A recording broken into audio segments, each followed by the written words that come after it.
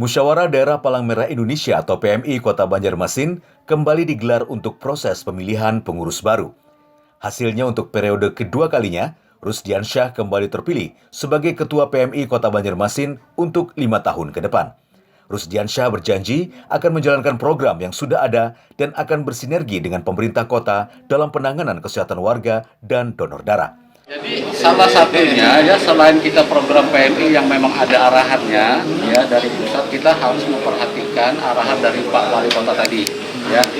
Selain tugas kita yang memang ada acuannya, karena nanti kita juga masukkan kaitan dengan lebih maksimal penanganan COVID-19 lah, ditambah lagi tadi kaitan dengan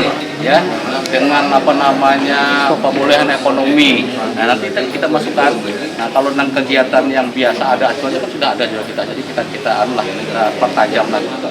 Sementara PLT Wali Kota Banjarmasin Hermansyah yang membuka acara Musda berharap agar ada sinergi dengan pemerintah.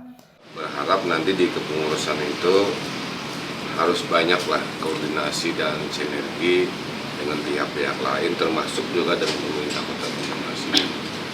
Dan kami juga mengucapkan terima kasih khususnya PMI yang banyak berperanan penting dalam hal penanggulangan pandemi COVID-19 yang ada di Kota Banjarmasin. Alhamdulillah dengan kerjasama dan sinergi antara pemerintah dan PMI ini kan banyak yang bisa dihasilkan. Salah satunya adalah dulunya zona merah, sekarang di Banjarmasin kan sudah zona hijau.